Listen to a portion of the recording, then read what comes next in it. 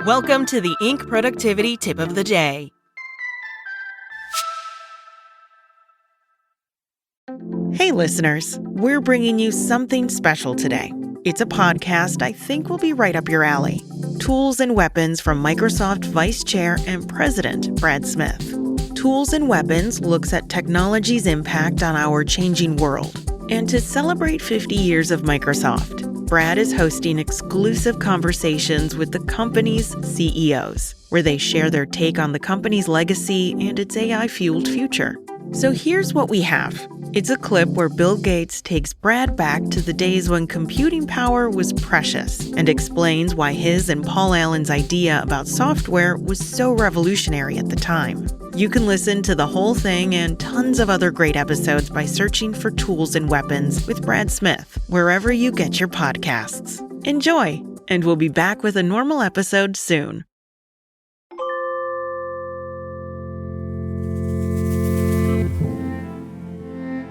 Now, one of the interesting sort of recurring storylines from Lakeside and then your student years at Harvard was computer time was scarce. It was controlled, wasn't even necessarily for sale. So you all are always scrounging around one way or another. Even at Harvard, you're sneaking Paul Allen, who's not a student at Harvard, into the Harvard computer lab. You get in a little bit of trouble. What was that piece of the experience like?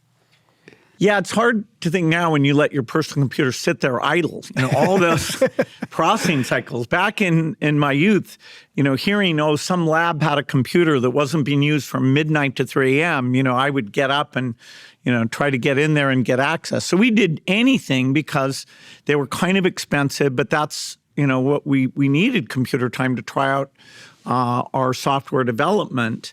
And so that's when the microprocessor comes along. We say, wait a minute, this whole thing about computing being expensive is going to come to an end. And maybe because we were so young or just the mathematical concept of exponential improvement, somehow we saw that in a way.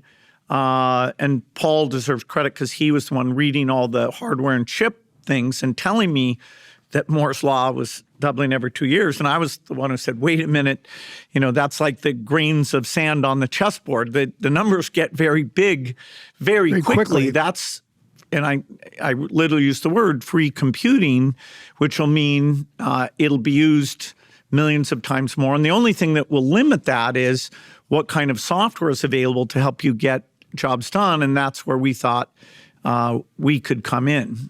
And you and Paul founded this company, Micro-Soft, micro for the microcomputer, soft for software, as you said earlier, on a dream. How would you define, looking back, the way you all thought of that dream? Well, it's crazy that the dream came true. I mean, now when I say a computer on every desk and in every home, people are like, well, what's so revolutionary about that? We actually made it come true. No, it's wild that, take the 7 most valuable companies in the world. I know all these people. It was car companies and oil companies, and now, they're way down the list. And, the company Steve Jobs built or, Mark Zuckerberg, Jeff Bezos, people who came in a little later but had this same dream that something magical was happening with software.